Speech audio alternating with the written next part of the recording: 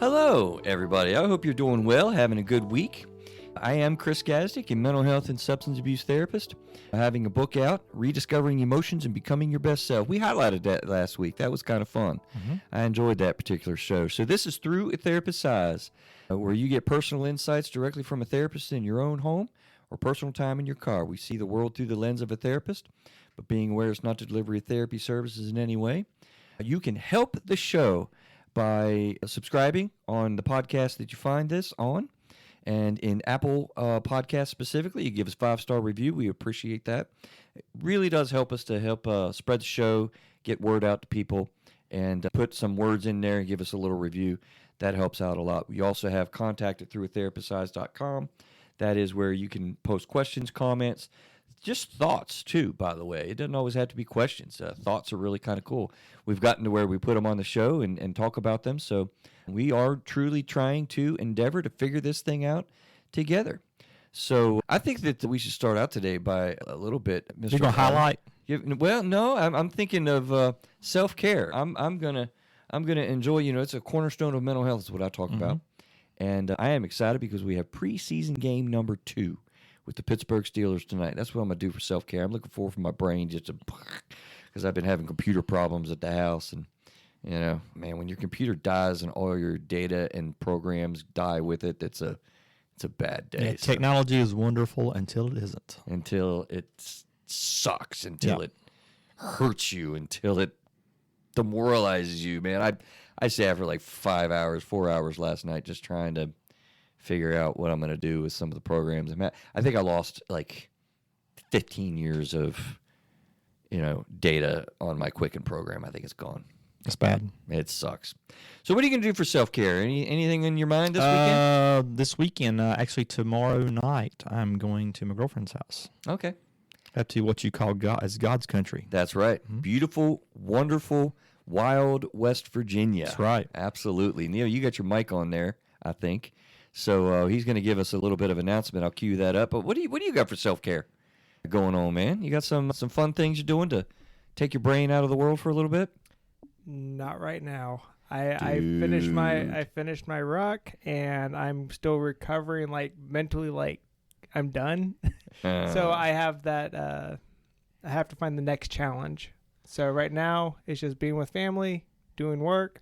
And that's it right now. You're lying to me. First off, I know you're lying to me because I talked to you yesterday, and in a therapy session, which is not delivery of therapy service in any way, but if it were, I would park out right here for a little while in session. For real, I have done this, and said we have got to have an answer for self-care at all times. Fun, relaxing, enjoyable activities that are not work-related in any way, and that are not self-destructive in any way. And I know what you did yesterday, man. Yeah, I hung out with my kid playing Magic. Yeah, that's self-care. Well, actually, that's relationship care. Same thing as self-care, just done with a relationship. But, yeah, Magic, that's fun, right? Yeah, my wife doesn't let me play it anymore. She does? Why? Because it takes too much time? I get a little too obsessed, so I have to rein it back, and we do it casually with the kids now, and that's about cool. it. Were you really like a full-on Magic player before? I never went pro, but I played a lot more than I should have. When you start out answering that question with "I never went pro," Magic player. What do you mean? It's a card game that is kind of wickedly involved. You ever heard of Yu-Gi-Oh cards? Yu-Gi-Oh cards? You never heard of that either? It's kind of a. I've heard of something similar to that, but I think it's pronounced differently. Pokemon. Well, yeah. Pokemon's the beginner. Yu-Gi-Oh's kind of the weird teen advance, and then Magic is kind of the pseudo adult game. Put it this way, play. It's more complicated. Put it this way: people that play chess, oftentimes because of the thought process. I know we've played a game of chess now. Kind of beat him, Neil. That was fun. Anyway, we played chess. This is like way more involved than all of the different chess moves you can have for an involved game. This is like that higher level. People that play poker professionally will play Magic as well because it's so dynamic. I mean, it's an involved game right now. Yeah. There's 15,000 cards and rules upon rules upon rules. Way many rules. I play Yu-Gi-Oh with some of the kids in here, and I'm like, I have no idea. I think they make the rules up as we go, which they do. Yeah, that's how Yu-Gi-Oh players are. That's why I don't play Yu-Gi-Oh with my kids. It's all made up. It is, man. See, that's why I like Othello. It's like black and white That's it. Just flip it one way. Yeah. Simple game. We had talked about doing that. You got to get me into that. But so no, Neil's got the microphone for a reason as well. We've been talking about it, and he tells me 100% certain what we got with the YouTube channel. Let's blast this out because I'm really excited about this. I think you guys are really going to enjoy the YouTube channel that we're really starting to work on. Yeah. So what we're going to do is starting by the time this airs, we will have episode 145 Avoidance up on YouTube. So you get to see Chris and Adam's faces and see how they interact and just kind of get an added layer to it. And on top of that, we're going to start creating some playlists for all the different topics. So if you just want to listen to the marriage topics or the substance abuse, we're going to have them nice and cleanly organized, oldest first, so that way you can actually go chronologically and just have them run in the background and listen to it. So as we build this, as Chris said, subscribe, comment. As Chris said, he's been responding to a lot of the comments on YouTube as well. So yeah, get involved, ask questions if you're not sure and you just want to see what's going on, or find out what maybe ask questions about if you don't understand it. Ask in the comments. Chris will respond and give you his professional opinion on it. But once again, it's not. What is it? What's not the delivery of therapy services in any way. Exactly. So yeah, if you hear this show on Monday, the video will be out for 145 Avoidance.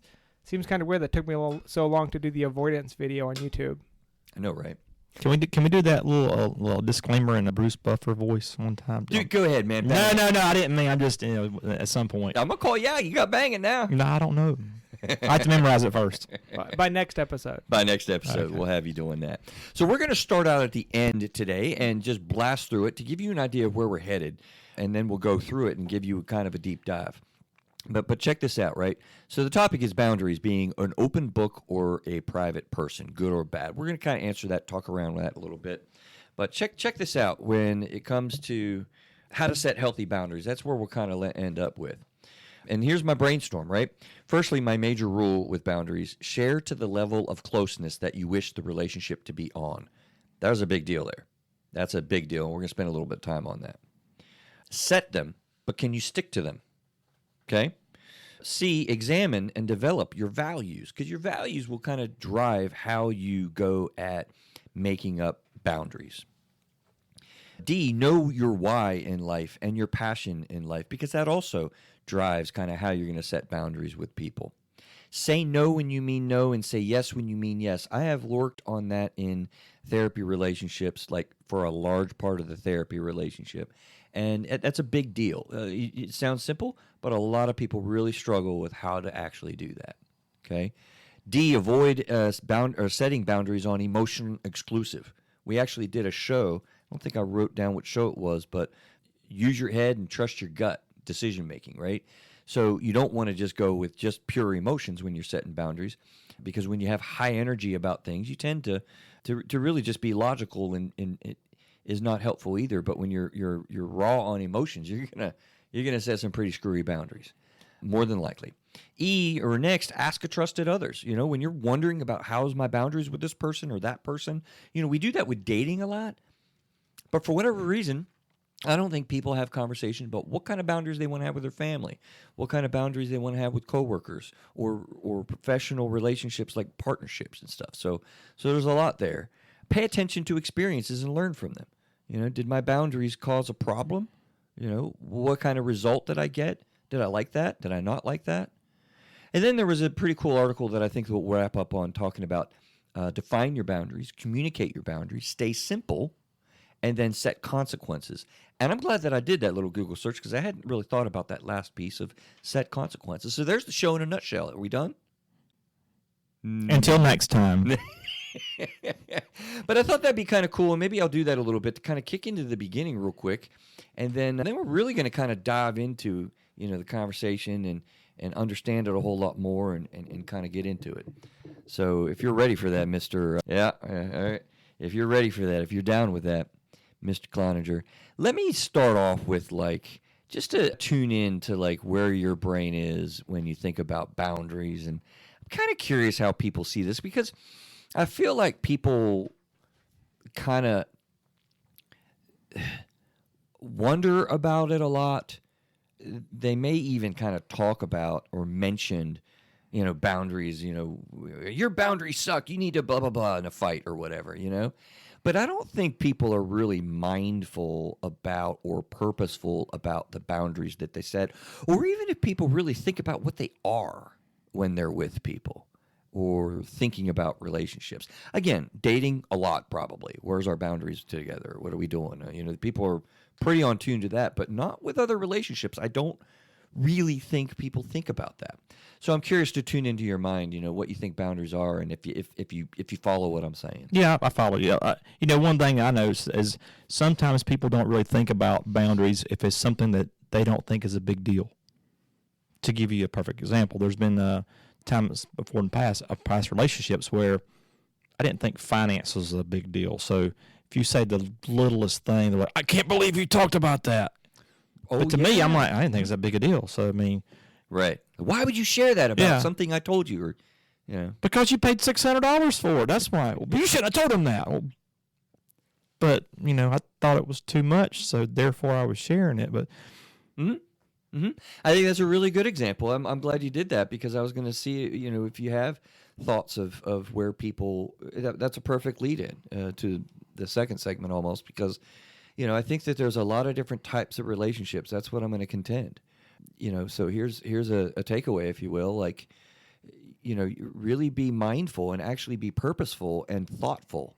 Mindful, purposeful, and thoughtful about the boundaries that you're setting with people. Because I suspect and maintain that people aren't. They just sort of happens. They just, fall into things through happen chance without, being mindful or thoughtful or purposeful. Those are really important. I wouldn't need. Well, sometimes you just don't realize either. Exactly. Sometimes you might say something and you might not realize the person, their boundary is what you just talked about, and you're like, I didn't realize that was going to offend you or whatever, because I didn't realize what your boundaries were. Right. Absolutely. So what is a boundary? All right. Simple definition. A limit of a subject or sphere of activity or personal boundaries. I thought that was a pretty good definition. I really liked when they highlighted the limits and rules we set for ourselves within relationships. Now, these are personal boundaries, by the way. The limits and rules. Don't you wish you knew the rules of engagement sometimes? And your example is a perfect one. I just shared with you that I just dropped this amount of money on a pair of shoes. You went and told somebody that, and I told you that in confidence because I don't talk about my money. Right. And you're like, well, I just thought it was silly that you spent $6 on shoes. Right. What are you doing? That's a boundary infringement. So you're right. Here's another piece then, which is what they said. Actually, I think they said that in the article there. Yeah, they define it. Isn't it important to really define boundaries? It would have been taken care of with a qualifier, right? And I'll do this with people. I'll be like, hey, I want to tell you something, but can you keep it between me and you, or maybe I say something to one of my members of my mastermind group, and I might say, hey, I'm not sure I want the whole group to know this. Can I tell you this? And they'll agree. Well, you've just defined a boundary, and that's very important. So perfect in your example. So the limits and rules that we set for ourselves. What kind of expectations are there for each perspective and how they might lead to hurt feelings? You just actually, all right, I said section 2, but actually in segment 1. People really get their panties in a wad. Yes. Yes. You really can get upset. And it's hard to relate to because you don't understand it. You're like, well, what's the big deal? Mm-hmm. Mm-hmm. I'm thinking of a person that I had business relationships with years ago now, so it's nobody I've dealt with in a while. But, I brought up, it was a financial topic as well. I was just asking a question. Mm-hmm. I was just like, hey, is this going through this way or that way? Like, how is that processed? I had no idea that I had done anything wrong, and, we're working this out together, and it was new. And dude, it was like weeks or months later that it came back up, that it had stayed in their mind. And I was like, whoa. Yeah. That really stuck with them. I had no idea that I evidently crossed a boundary that we couldn't have really defined. I mean, sometimes you're just not going to know. Yeah. You can't know how somebody's feeling about something. I've had that happen before. Sometimes people think it's something that's, you're asking questions. It may be something you have to deal with at some time. You're refinancing a house, or, how's that process work? And somebody gets offended, and you're like, I just need to know how to refinance. So Didn't ask how much you make, you know. Yeah. Right. Didn't ask that. Just want to know how the process goes. Who'd you talk to at the bank? You know, something like that. Yeah. No, I agreed. Okay, so we already talked about a little bit, but this is something I think about on a day-to-day level, right? Being mindful, being thoughtful, being purposeful about setting the types of boundaries that you want with people and checking out what you want from them, just not as much, to them and what the expectations are. Keyword expectations. God, I should have had a whole segment on that because expectations has a lot to do with this. But think about this, grandparents. I really had to kind of, deal with this myself in that I had expectations that were very different than my mom's expectations. And there was a lot of years where I was kind of like, dang, man, like, I kind of thought grandparents, like, did a lot more, And I got my feelings hurt more than once. Like, hey, can you not pick them up or, do something or whatever? And she was like, I don't know. I got to do this. I gotta do that. There was resistance there. And it was like, well, I just had the expectations that grandparents are like, pretty active. Sometimes they're not. Sometimes are, sometimes they're not. That's true. Sometimes they're way involved. So my in-laws were pretty active. Can be too involved. Absolutely. Way too involved sometimes. Gerald and Vicky, you haven't been way too involved, just so I'm clarifying. I want to get myself in trouble if they ever listen to this. No, I mean, they were much more engaged, I mean, we would actually take the kids down and they would stay with them for a full week. That didn't happen with my parents. And that's okay. Like, that's not a bad thing. Like, people can determine what they're okay with and what they're not. But if you're not checking it out and you're not accepting of what somebody else's limits are, you can run into a lot of problems. Like, I could have tore into my mom and had bare-fisted fights. That's what we do in West Virginia, man. Bare-fisted fights with my mom. I'm just kidding. We don't do that. I've never done. With my brother, though, that's a different story. They have barefooted fights. Nice. No, it's something that can lead to a lot of hurt and hard feelings if you're not clarifying these things. So that was an example I thought of, how about siblings and family? Well, I talk to my mom every day. I've actually ran into that a lot. I cannot understand that. To me, like, I don't want to talk to my mom every day. Or anybody for that matter. I like downtime and stuff, and I don't want to do that much connection. But other people are like, hey, it's my bestie. We talk every day. Right. Okay, well, I struggle to figure out what you're going to talk about, but okay. Or I see my family once a year. Basically, it's we get together Christmas time, and that's about it. We talk on the phone? Well, not much. Well, okay. Well, I mean, that's fine. But I talk to my brother particularly. I mean, we do a good job of connecting, a few times a month. It's like a weekend call or something, and I look forward to that. I enjoy that. So, family relationships, professional relationships, business partnerships. Oh man, you want to get interesting boundaries. Why don't you look at families that do business together? That can be challenging. No, thank you. Yeah, no, you're not going to go there. No, it can be challenging. It could also work really well, but you have to be mindful, thoughtful, and purposeful about what you're setting up insofar as expectations and relationships and interactions. So, yeah. So, what do you think about the title here? I'm an open book. You ever hear that before? Mm-hmm. Right? Or I'm a private person. I've heard that. I've heard both of those. So I picked those out. It's something that we say, but I don't know if we realize we're saying what we say when we say them. What do you think about just the idea that I'm an open book or I'm a private person? Which is good, which is bad? What's good, what's bad about it? They both have pros and cons. Mm-hmm. I mean, if you're a real open book, you kind of open yourself up to like somebody talking about you behind your back or stuff like that. That's something that can happen, especially if you have like a relationship that's going bad or something like that, and you happen to say something. I've heard of stuff like that.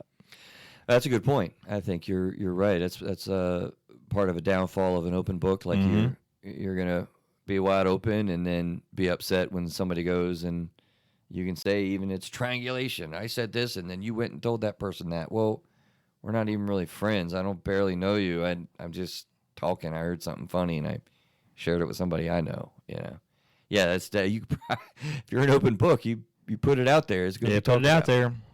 Somebody's going to talk about it. What's that song from the 90s or the early 2000s? You just give them something to talk about. Yep. People will talk. They'll talk. Unless you have trust and a purposeful agreement and an understanding. And people will also very much hold things in confidence, but they might not know. They might not have any idea. So, yeah, I don't know. I set up that disparity because I agree, and it's not really a trick question. It's not good nor bad. But there are downfalls kind of each one of them. And I feel like, though, that if you think of the purity basis of both perspectives, they really set up an unrealistic. It's unrealistic to think of yourself in the way that it's presented. You mean like it's unrealistic to be one or the other? Right. You kind of got to be a little both. You really right. Depending on what your boundaries are. How are you going to be a private person? What does that really mean? To me that means I ain't spilling my stuff out to nobody. That's the way it's presented. It's put into a position of I keep my stuff to myself. I'm not really going to talk about things. You're not going to know much about me, and that's the way I want it. Okay, well, that's kind of a crazy way to live. Right? Some people like it like that, though. It's safer. They feel more comfortable. But I would even say if they look at it closely, to be really private is to be really lonely. And people that say, and here's the thing, it presents it a certain way. I don't think it's realistic. Because people that say they're a private person, they're talking to people. I mean, they're sharing their fears and thoughts. They're not really like that private. I think what they mean to say is, I'm not going to tell you very much. It's what they kind of mean because they're finding people, that to talk to. And same thing with an open book. What does that really mean? I mean, can you really be an open book? Nope. Right? I didn't think about this, but I saw on online some forum somebody was talking about. I read it for a couple seconds, and the person was like, yeah, well, I'm kind of an open book, and I'll tell people anything. But I find that after I do that, it's like I don't have much to say. It's like, kind of said much. And I'm like... So you're saying they're an empty book? Right. Pretty much. If you find yourself being an open book, you might actually be an empty book. And we make a joke a little bit about that, but on an emotional level, that's kind of serious. Like, I don't think you know enough about yourself then. Because if I'm going to share with you the depths of me, we're going to be hanging out for quite a minute. We're going to, like, a month. We just did a car ride together. Right? And you find out a lot about people, when you spend, car rides are amazing that way. Almost 4 hours there and back. Yeah. 4 hours down there, 4 hours back. Neil, this dude knows a lot about cars. He knows a lot about, look at his face. He knows a lot about cars, and it's a passion of yours, I like man. cars, man. I like cars. It was fun to hear your view on all of that. I knew that, but I didn't know the depths of that, really. So being an open book, you got way more to say after you share. I think what they're trying to say is, I'm not trying to hide anything, But when you look at boundaries and being either a private person or an open book, I just feel like it's actually a little bit of unrealism. Where are we at? How we doing? I gotta get used to usually I have a table. I'm still getting used to like my head position. What brings about boundaries? You ever hear of personality inventories? No. Everyone's heard of like personality inventory. Yeah. Businesses will have you go through and sit through a lot of them are Myers-Briggs based, but these are the activities where you'll read a set of questions and you answer them, and it puts you in kind of categories. You'll be a goat or an elephant or a fox, and they ascribe characteristics to these different categories that they'll put you in. A little bit more of a sophisticated one is the Myers-Briggs. You never heard of that? You've heard of introverted or extroverted. Right. Kind of comes from that. they ask you a series of questions and put you combinations. So there's like 4 domains, and each domain you have like a one or the other. And so you're an ENFT, for instance. I'm not going to break down what all those mean, but they Oh, no, I've heard of that. yeah, that's Myers-Briggs. That's a personality inventory, right? Okay. Totally not helpful. I was going to say totally garbage, but I just never heard strong. the term the personality inventory. Yeah. That's what they're doing. They're basically taking an inventory of your personality so that you can learn about yourself, learn about your coworkers, or learn about your spouse, and then that is supposed to be, kind of helpful in getting to know each other. The biggest one, and the reason why I'm spending a little bit of time on this, is because you would think the type of personality inventory that you have would dictate the kind of boundaries that you go with. Not so. That doesn't really drive a lot. And actually, I found this article. If you're really interested in personality inventories, check this article out that we have on our show notes, because they really labeled it out.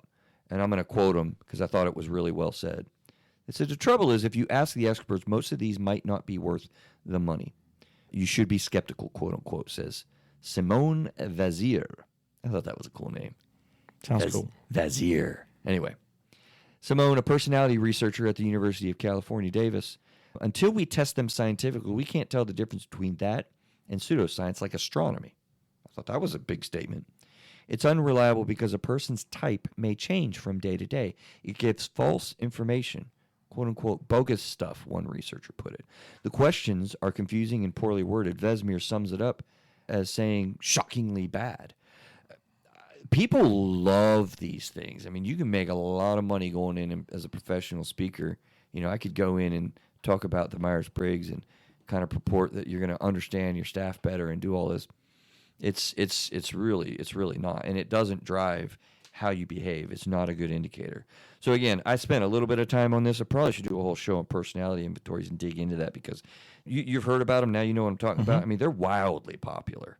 What did you think about them prior? You ever been interested in them or ever taken one? No. No, you never had one? No. They don't do that over there at the office. No, they did, but I took one, but I don't remember what the letters end up being at the very end. Well, that's part of the thing. I mean, it's not exactly helpful. I mean, that's how I thought about it. I mean, I was like, whatever. I go to the training and it's kind of fun, and and again, for the purposes of the show today, if you learn about yourself, you might think, well, I'm going to understand better, how I deal with boundaries and stuff. And the reality of it is, it doesn't. It changes moment to moment and day to day what mood you're in. I mean, I'm a Taurus. Big deal. Right. Yeah. And if I take a personality inventory, I find out that I'm a fox. Okay, well, a fox is supposed to be what characteristics? You're sly now. Right. So a month later, a week later, or probably an hour later after the conference, boom, it's gone. Yeah. Not getting much from it. So no is the answer to this question. No, personality inventories do not drive boundaries, whether you're introverted or extroverted. Okay, that's actually a little bit of a thing. That's one of the inventory pieces that is helpful. I think the reason why I say that is because in this article, they actually drove out kind of the military, started studying 5 characteristics, and I'm not going to spend any time on that, but extroversion was kind of one of them. But even then, introverted people draw all kinds of wide open boundaries if they trust you. Are you closed or open? There are some other things. Big point here. There are some other things that really drive how you tend to set boundaries in the relationships that you create or enjoy. How's that for a statement, right? And the other things are coming here shortly. So real quick, drawbacks to being an open book. Just with this little piece, I wanted to kind of drive out why do we not want to be in either extreme, basically?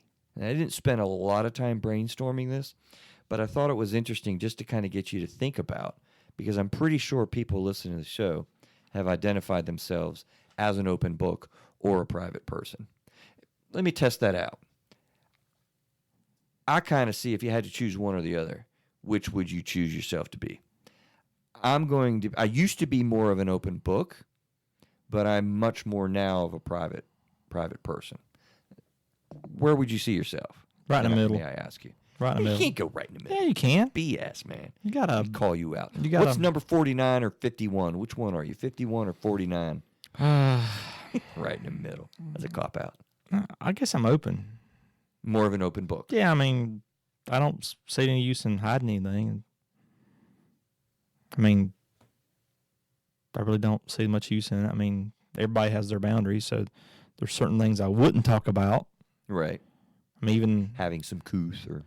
Well, I mean, yeah. Well, perfect example. You know, we had one of the first shows I did with you. There was a episode where we talked about some things about family members. Oh, yeah. And there was, you know, which episode I'm talking about too. Absolutely. There was an episode where I could have said a lot about this particular family situation, but I kind of kept it in the background. Yeah. But I could have done like half the show myself talking about it. So, you know, everybody's got their little boundaries and things. So I'd say I'm right in the middle. Yeah, which is the, you know, the piece here. I mean, I think, well, you screwed me up there, but I think honestly, most people. Sorry, man. No, it's fine. I don't believe you're right in the middle, but Okay. no, you probably are. I'm not. I'm just kidding with you now. But I think people really think of themselves, if they're ever posed that question, they'll definitely lean one side or to the other, and be kind of thinking of themselves on an extreme. And I don't think people are. This is very much a continuum things, which, as you'll learn about me in my clinical practice, I mean, I look a lot at continuums. That to me, continuums, you know, you're depressed, but on what level are you depressed? And we're all on that continuum. Anxiety, we all have anxiety. We're all on that continuum. Even things like bipolar, we've talked about on the show what that is. We're not all bipolar, that's a diagnosis, but we all get energy levels way high some days, and other days like just dragging.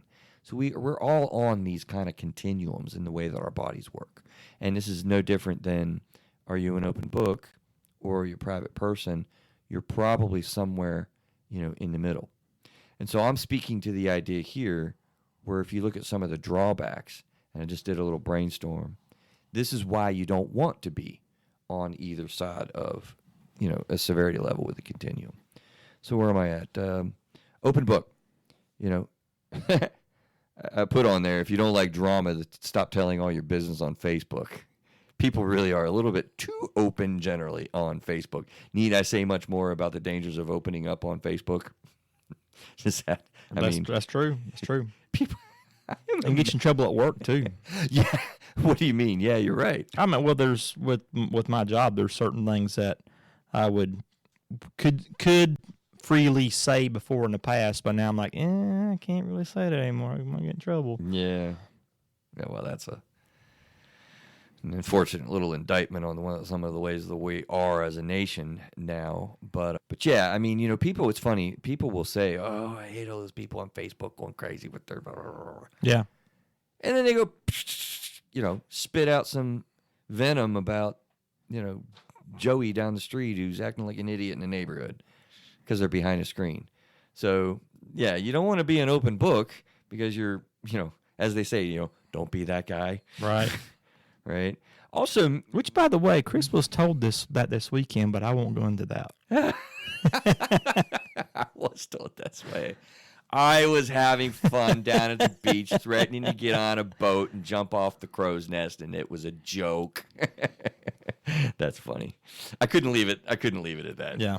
Adam. Anyway, misperceptions and misrepresenting the depth is what makes you. When you say you're an open book, again, you just don't have enough time to really let somebody know all of you. How are you going to be that open about the depths of who you are? You are a deep and involved and really cool person. It takes a while to get to know you. I don't want people thinking, "Oh, I'm easy to get to know." I don't have any, I don't have any secrets. There's so much to you. Well, I think some people will define whether they're open book or not based on what their boundaries are. I mean, they might have certain things they're like, okay, I'm open book. When you get to this, I'm not talking about that. Right. And they may still consider themselves an open book. Somebody else might have the exact same boundaries and really think of it a little bit differently. They might think, well, you know, I have that boundary. I guess I'm kind of closed. You know, yeah, and I guess as you were just talking, what that did in my brain is to kind of maintain, like, look, if you are a private. This is a bold statement. This is a weird statement, and I'm kind of thinking about it in real time. Okay. Is it fair to say, if you are an open book by what the words mean, or a private person by what the words mean, and you are on one of those sides of the continuum, that's poor boundaries? I think we can. Because if you're overly private and you're not really telling Too many anybody, boundaries. right? Too strong, too closed, too shut down. Those are not good things. But obviously, if you're, well, maybe not obvious, but if you're an open book, just like you just said, I mean, you've got to have some limits. You've got to have some areas that you only talk about with trusted people. So I think we could say that if you're on the polar sides of this continuum, you're probably not having healthy boundaries. Probably people want to shoot me right now, but if you think about it in the context of what I'm talking about, I think that's a true statement. Funny story would be a good analogy for this. Okay. My girlfriend's a nurse. She's RN. So a few weeks ago, I was sick. And this is probably normal for most people that are nurses. So the first thing I hear, she says, "Have you made a bowel movement today?" So I understand that's a really big deal. I'm like, I didn't really want to talk about that. You know? Right. So I guess that's that example of a boundary. Hers like, oh, it's no big deal. I need to know these things. I'm like, no, I really don't want to talk about that. So. Well, it's funny because in the medical realm, it's a good example because, dude, you know how honest people are with their doctors? I mean, they will lie. They will lie between their teeth, to doctors. How often do you drink? Oh, drink a couple drinks a week. That's a bad idea, by the way. To lie to your doctor? Yeah, not the drinking part. Right. Yeah, it is because they're there to help you. Right. And they need the information to make the assessment. So if you're a private person talking to a doctor, probably not good. Interestingly, if you're an open book talking to a doctor, that probably is good. Yeah. Right? Yeah. I mean, that actually is probably a good thing, which leads to an interesting point in real time. Choose your boundaries with different people. You got to be open more so with people, even when you're not comfortable doing so. That goes back to your trust level thing. It does. Yeah, hopefully you got trust in your doctor and you can hit that. Okay, well, so again, just to get you think, if you're an open book, you might misperceive or misrepresent the depth that is what makes you you. I said that. Self-protection from others is limited. Some people don't need to know much about you. So this creates great vulnerability at times, and you probably don't need to have that vulnerability. So those are some drawbacks. And then drawbacks from a private person, right? You can lose the joy of self-expression, right? Being a private to the extent that I am not comfortable singing in public. That's actually something that's real to me. I'm kind of become private. I'm definitely insecure in many ways. But you won't, I don't like whenever I go to church, and they do all the singing thing or whatever. Aunt Chris, I love you, Aunt Chris. She's in heaven now. She looked at me one time when I was a kid, and we're sitting there in the pews, and they're doing the little singing thing or whatever. She looks over, I hate this. Oh, I'm not even going to say that out loud. I have to now. Now I feel like I have to. Anyone ever calls me this or types this or puts on any of our social media posts, Neil, you ever bring this up again, I'm going to be upset with any of y'all, okay? But I feel like I'm compelled to be genuine. I got to be genuine right now. So she says, Chrissy, you're not singing. Don't ever call me Chrissy, man. I have just armed you guys, but I'm putting some faith out there now. And I was like, in my head, I'm like, oh, yeah, hell no, I'm not. I'm not, and I don't do that. So he's going to get questions. Ask Chrissy. I can't believe I just did this. That's so bad. I might even be turning red right now. Yeah. Okay, moving on. I don't sing in public. Lose the appearance if not being genuine with others. If you're really a super private person, you're going to appear like you ain't being genuine with me, and people aren't going to appreciate that. And then also succumbing to the fear that other people will judge you or weaponize things against you. I'm not really big on succumbing to fear, right? So these, again, are just things to think about, to wonder, why we don't want to be on any of the polar extremes, right? So where are we going next? What do you think? What tends to drive the boundaries we try to set? What drives them? tuning in to the guest co-host. I'm going to call it Tune In, Neil, instead of Catch 'em Cold. What does? When you think about it, we're trying to be mindful. We're trying to be purposeful. Right? Well, I mean, it could be anything. It could be personal beliefs, whether it be religion or something else. I don't know. I mean, there's just some things some people just don't like talking about. That's an interesting thought there. Go a little further with that. I've got, of course, I have thoughts about that. Yeah, about some things you just don't want to talk about. Not comfortable to talk about. Well, I mean, because people say, "Hey, you don't talk about sex, you don't talk about religion, and you don't talk about politics." Isn't that the big three? Yeah, especially at work. Right. Stay away from that at work. Well, yeah, because we're trying to be professional there. And there's always there's always that certain person that no matter what you say or do is going to be offended. Right. I think what I'm driving at, or what I heard there, Adam, is when you said that, what my brain did with that was, look, I'm not really down with things that make us insecure or make us fearful or make us uncomfortable. Like, I want to be comfortable when we're uncomfortable, because we have to make ourselves uncomfortable sometimes. I don't know if I could say that again, but it's important. I don't want people to avoid being uncomfortable. I don't want people to be fearful, because when we're afraid to make ourselves uncomfortable, we won't make progress. We won't try new things. We won't engage. And so when you're not comfortable talking about something, you probably need to talk about it. There's a statement I think I can make. So I don't know. That's just where my brain went as you said that. Okay, let's look at a little bit of the brainstorming I did here in this section. What tends to drive the boundaries that we set? So again, not personality inventories. I probably do need to do a show on that because they're so popular, but they're not. You know what I think the biggest thing that drives how we set boundaries? You can think of it as a personal inventory. As a matter of fact, in some of the professional speaking that I want to kind of get into doing, I would go and not talk about personal inventories, but I would talk about emotion-focused therapy. We've talked about that before, right? Abandonment, engulfment, that stuff. Mm-hmm. Think about it. That was last episode. Huh? That's last episode we talked about that. Oh, did we? Mm-hmm. In the middle of, okay. Somewhere in there. Okay, you're probably right. I didn't remember we did. I don't know why we would.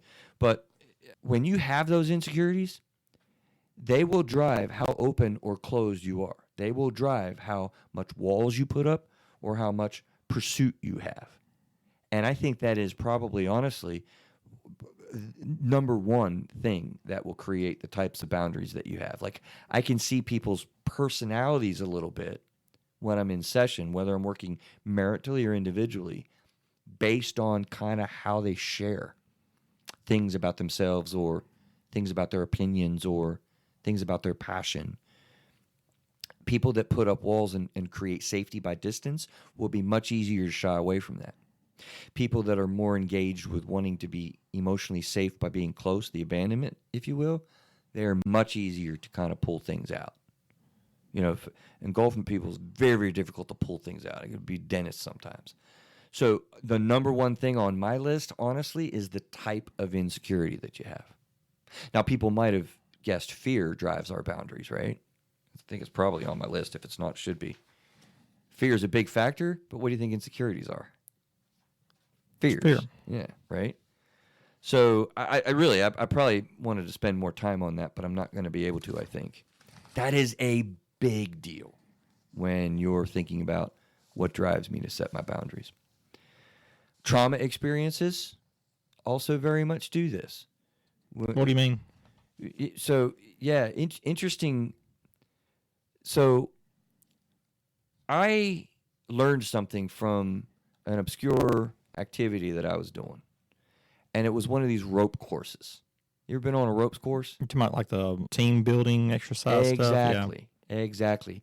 So I was talking to a clinician one time, or it might have been even just a facilitator of those, and he made an interesting observation about like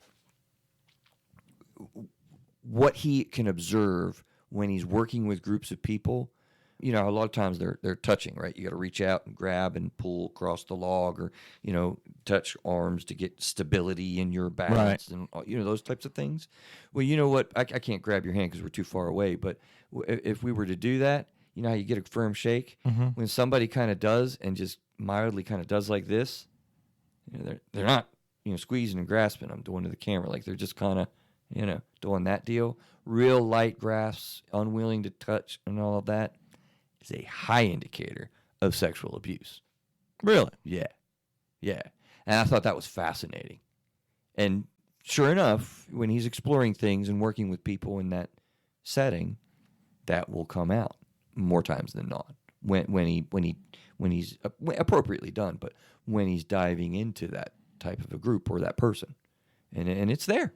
I'm like, wow, that trauma set the types of physical touch boundaries this person has, and probably was never wiser to it, never had any idea, right? So I just thought that's fascinating. It is fascinating because I like body language stuff, and that's a new one on me. I like that. Right? Eye contact is another one. Mm-hmm. If I'm traumatized and I'm kind of looking down here and I'm literally talking to you, that is an indicator of something. That does. I messed my microphone up. That does play out when you're trying to engage or relate to people. Eye contact, physical touch. These are boundaries, right? Trauma has a lot to do with that. And honestly, probably in a lot of ways, specifically with trauma, that you're not really mindful about. You're not really even thoughtful about it. So how can you be purposeful about it? Fair? Mm-hmm. Right? Social learning to an extent. I put this on my brainstorm list, and I was reading back through it after I was done. It's kind of like, it's there, but I don't want to highlight that one as a strong one. But that's probably does need to be on the list. You learn from your parents. You learn from how to relate and that type of thing. Cultural factors. That's a big factor. This whole, listen, we're an international podcast. I don't want to offend anybody, but in America, we have like different rules in our culture. We have about 8 inches at least difference, from us. And some cultures are really like, it's an honor to share breath with somebody. You're really, really close. Or the other way around, even further apart. Correct. Mm-hmm. Are there cultures that are further apart than us? Yeah. I'm curious. Where would that be, or do you know? I don't know off the top of my head, but I know there's some that's different.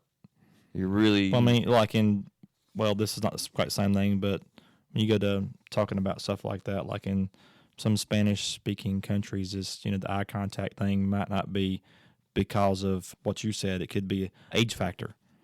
A respect factor? Yeah, like a younger person may not look an older person in the eye. Okay, interesting. I love cultures. Which is interesting, because the way I found out about this was for job interview stuffs. Okay. So you look at, well, that person didn't look me in the eye. I'm not going to hire him. Absolutely. He was showing you respect. Right. Oh, my gosh. So, I love cultural influences, and I don't feel like I'm not professional in that, that's for sure. Like, I don't think I'm near knowledgeable as I would like to be. Because what I was going to say is, cultures that like do the whole face kissing thing, that would be a major adjustment. You're going to kiss me on both cheeks. I'm like, okay. Now, before anybody corrects me, I know that Spanish thing I said that's old school stuff. It's not so much now. Oh, really? Yeah, that's changed. You think? Yeah, it's changed a lot. But which is interesting too, right? Do cultural influences change over time?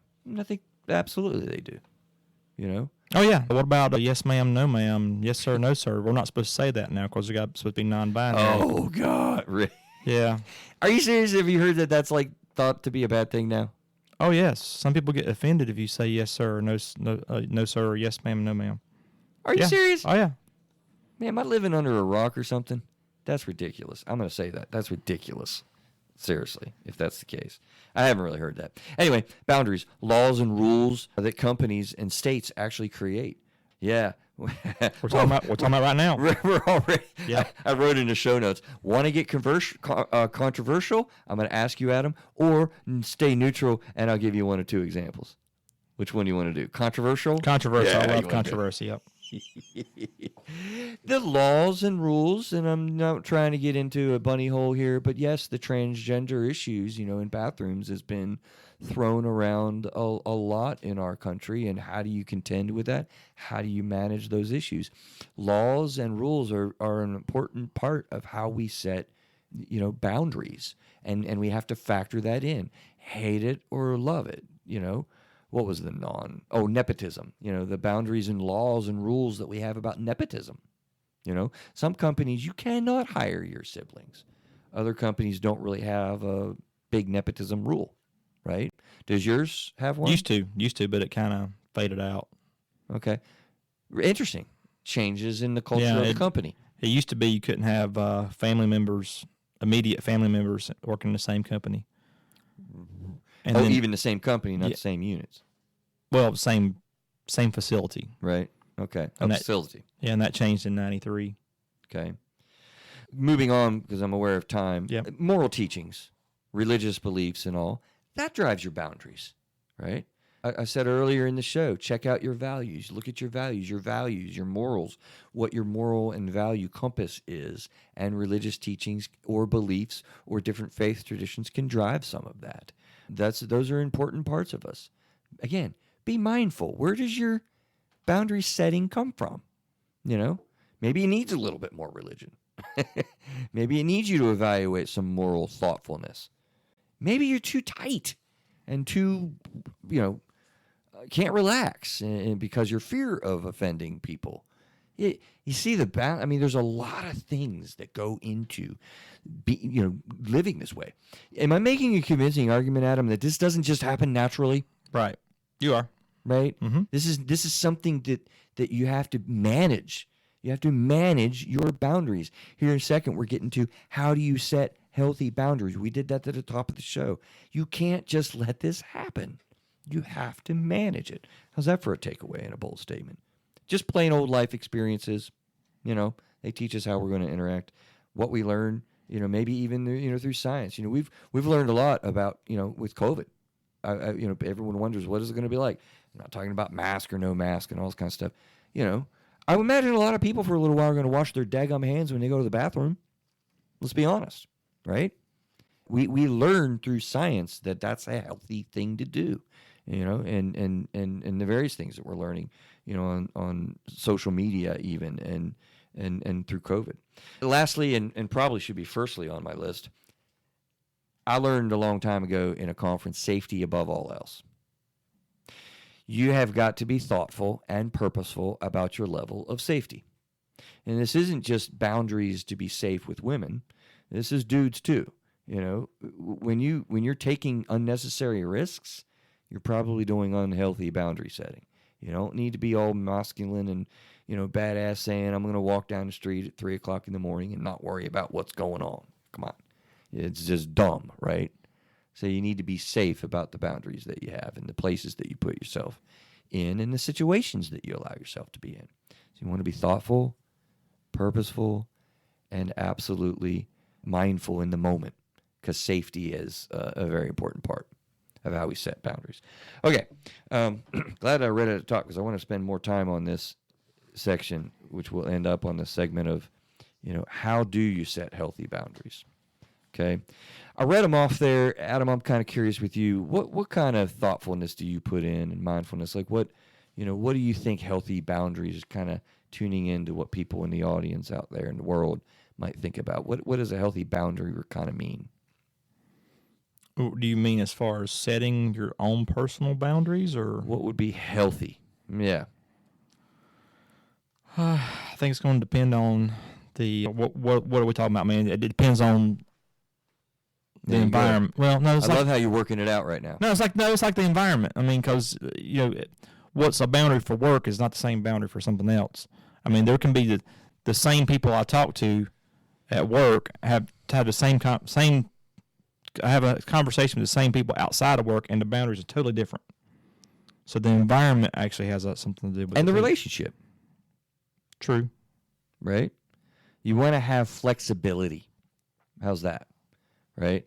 one of the big things here is you don't want to be on either side of the continuum. You want to be somewhere in the middle. To be exactly in the middle is probably too hard. That's a fully, I mean, you got it really down. If you're right in the middle, you're probably really an excellent boundary setter. And I'm not calling you out, but I'm just saying, like, that's a hard place to really be in because these are confusing things. I am a good boundary setter. Well, you are, man. You're an excellent boundary setter. Just probably not perfect. Probably.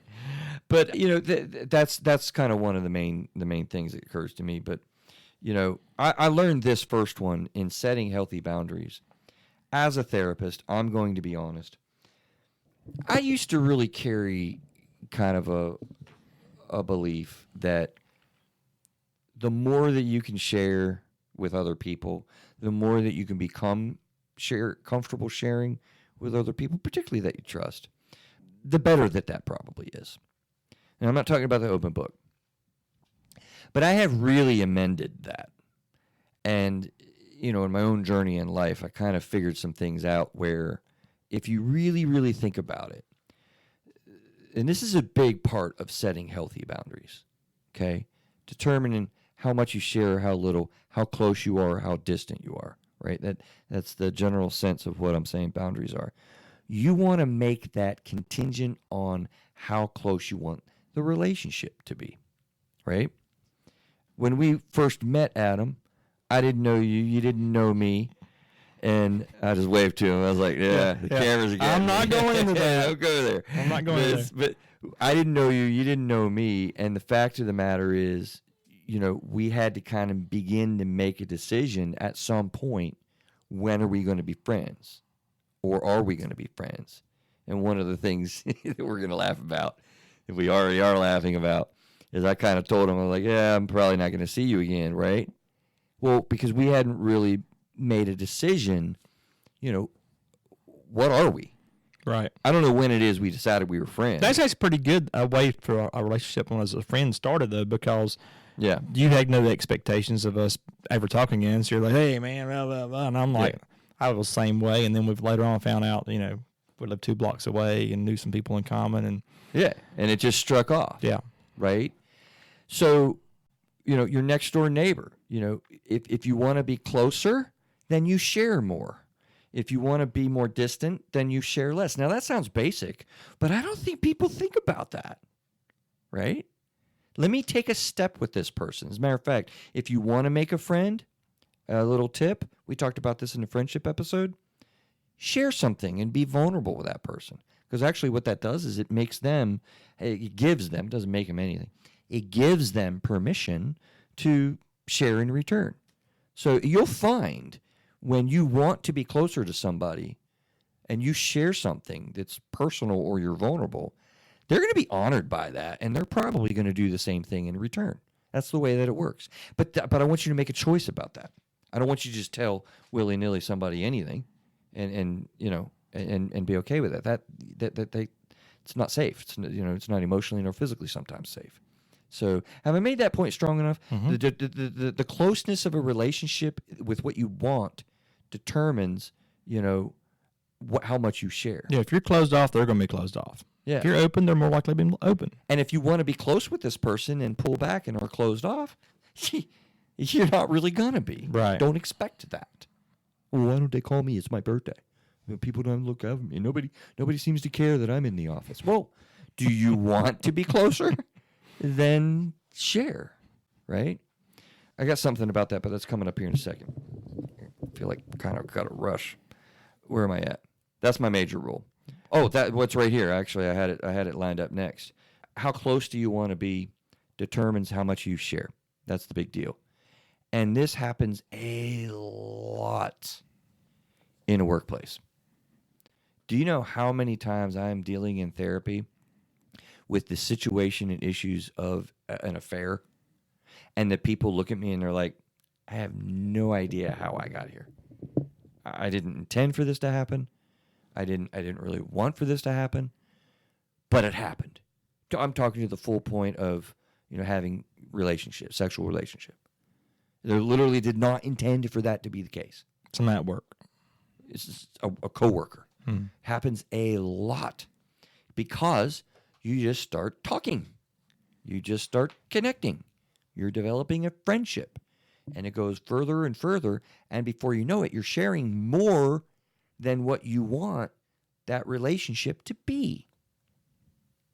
Let me say that again. You just start connecting and developing a relationship and rapport, and you feel, maybe even you feel an attraction, but you very well might not even feel an attraction.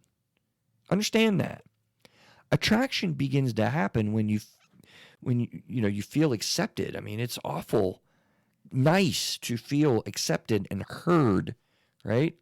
So before you know it, you do not want this relationship to go there, but it does, because you start not being purposeful, not being mindful, not being aware and making decisions about what you want these boundaries to be. And boom, then you're in it.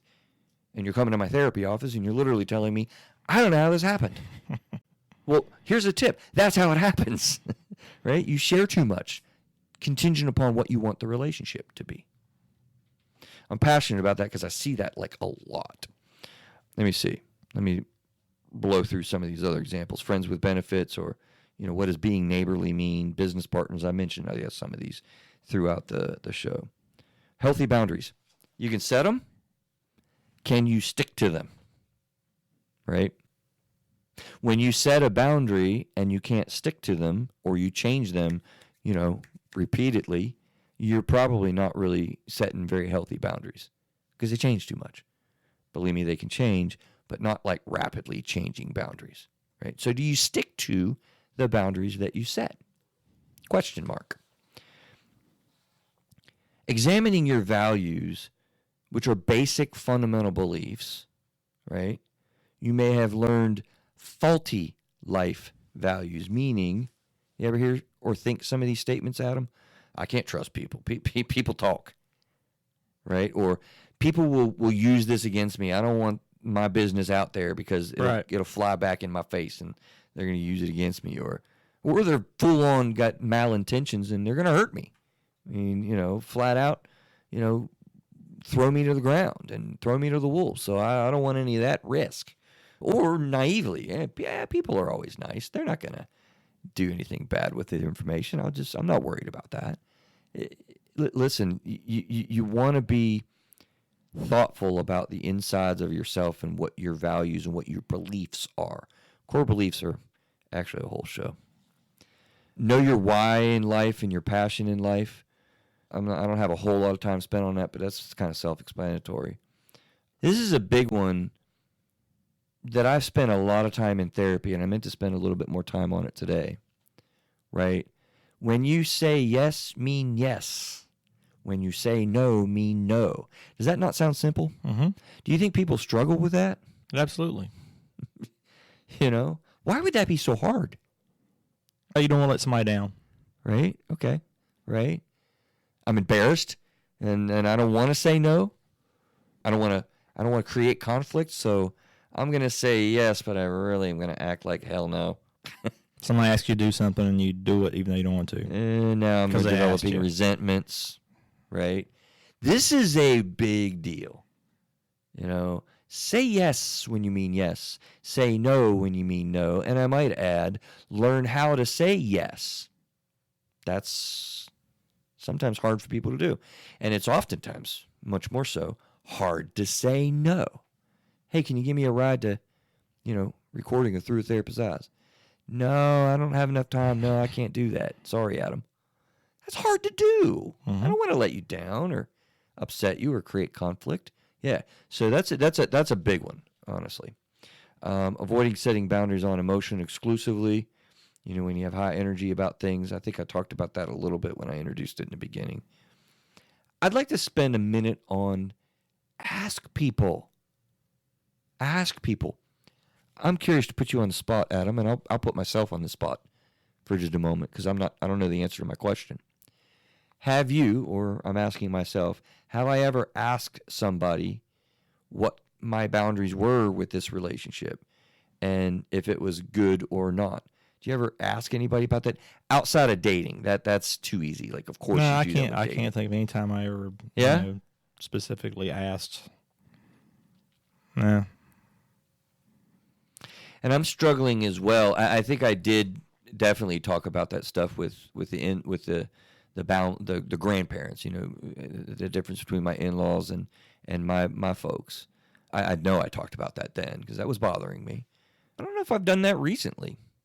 Trying to think if there's anybody that I'm wondering about where the boundaries are with this person, and I talked it out and worked it out with somebody.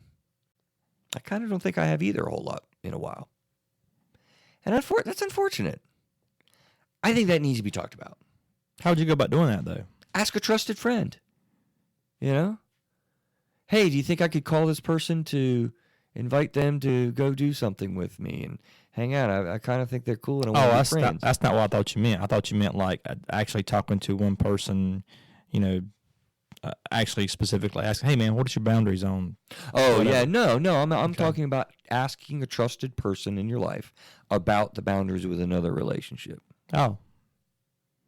A little bit more likely. Yeah, I can see somebody doing that. Yeah. Yeah, I'm sure that I have, but I don't. Yeah. I can actually think of a couple of examples. Yeah. I mean, like say somebody's in a relationship with somebody, and they're thinking about sending a text or make a phone call. Yeah. Should I send that to them? Okay, good point. Yeah, that happens probably more than I was maybe thinking. Yeah. Sure. And I'm saying that is a great thing, an absolutely great thing to do. As long as you trust the other person that you're going to be asking. Absolutely. That's a big factor in boundaries, isn't it? Trust. All right, pay attention to experiences and learn from them. Did the boundaries that I set really do what I wanted them to do? Pay attention and learn from those experiences. And have I been putting up too many walls? Do I need to relax myself and be more fluid with people and honest with people? Right? That's important. I don't have a lot of time. I really wanted to spend a little bit of time on this too, but I said that a few times today, didn't I? I managed time poorly today, man. Bad on me. He's got to go, man. He's got to go. Oh, and that. What time is it? Yeah, we're good, Neil. Pretty cool article that was on here. So actually, check out the show notes. Pretty cool article. It was actually on positive psychology. Define, communicate, stay simple. And I loved that. I said that in the beginning of the show. They added the fourth component of set consequences, right? When you really want to go through working with somebody and you're trying to deal with a helicopter parent and you're 25 years old.